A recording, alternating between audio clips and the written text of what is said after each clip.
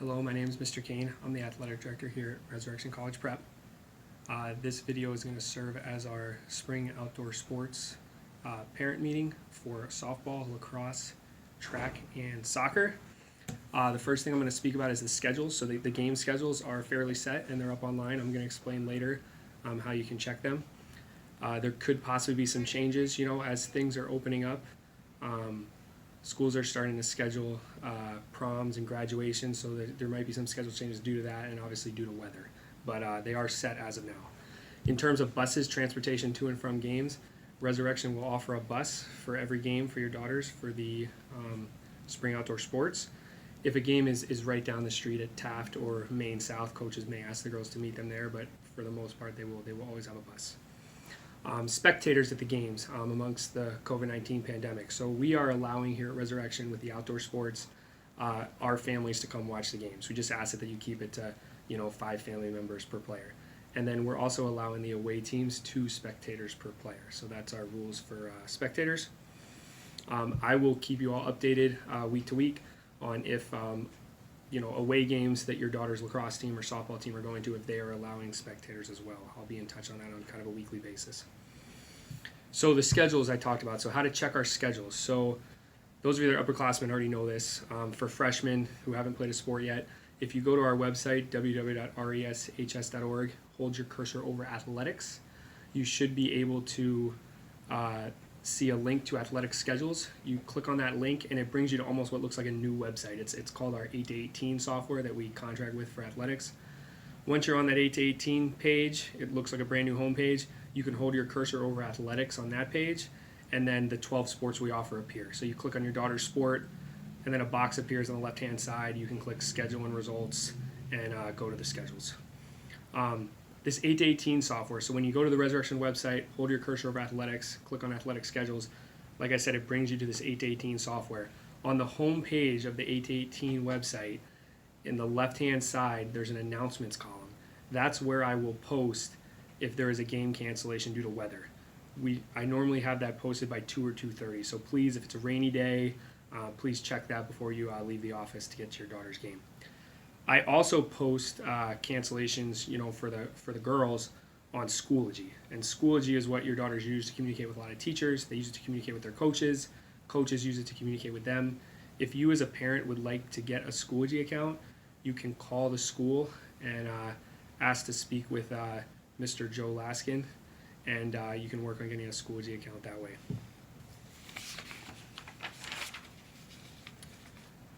Grade eligibility within athletics. So I get a grade report on Fridays. If any of our student athletes have an F in one or more classes, they become ineligible to participate in games for athletics. So they can still go to practice, they can still go cheer on the team at home games, they just cannot play, and they cannot go to away games. We don't want them getting on the bus, going to the away game, basically the amount of time it takes to do a away game. We'd rather have them working on their studies. The ineligibility period begins on the Tuesday of the following week. So I get the grade report on Friday. They start the ineligibility period the next Tuesday, and then I'll get a grade report again that next Friday. And if their grade is better, the following Monday they'll be back out on the field.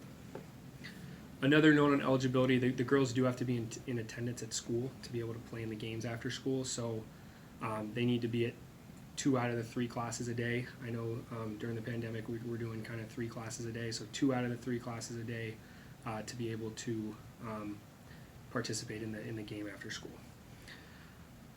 Attendance at practice. So the athletic handbook that you signed references absences from practice, unexcused absences. Just please know if your daughter ends up with 4 or more unexcused absences, that the coaches do reserve the right to remove them from the team. The coaches make a commitment to the teams, and we ask that your daughters also make a commitment. That being said, amongst the COVID-19 pandemic, please, if your daughters are not feeling well, please have them stay home. The coaches have been told to be, lenient about, practice attendance if students are not feeling well. Please know that a $200 athletic fee, or if it's your second or third sport, $175 will be added to your fax account by the business office. We have a very, very good trainer here on campus. Her name is Grace Eastman.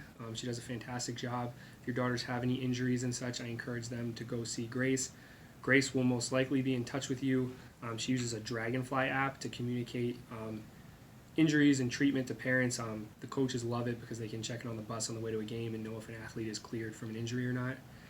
Grace also has a connection with the hospital across the street, so if your daughter is injured and needs to see a doctor, instead of you as the parent having to call the doctor's office, schedule the appointment, take off work to take your daughter to the appointment, Grace can arrange for a doctor from across the street to come over and see your daughter in most instances, not all the time, but in most instances. So you can also ask her about that if your daughter is ever injured. The last two items I want to talk about briefly. The first is just sideline coaching. Your daughters try very hard to please everyone. They try to please their teachers, they try to please their coaches, they try to please you as their parents. When they are in a game, it's very, very hard for them if their parents are yelling at them to do one thing and the coach has just had a timeout and asked them to do something else. They're going to get confused trying to please both parties. So please try to refrain from sideline coaches. Let the coaches do their jobs and coach the team. And if you ever have any questions for the coaches, you can set up a meeting with them. But please try to refrain from sideline coaching. The last thing is just sportsmanship. Just please know that I know it's very, very hard in like a sport like soccer to have a bad call go against your daughter that causes a penalty kick for the other team and they score a goal. Just please try to remember that the refs are human. They do make mistakes. They will make mistakes, and just know that they do hear you when you say negative things to them, and nobody really likes that.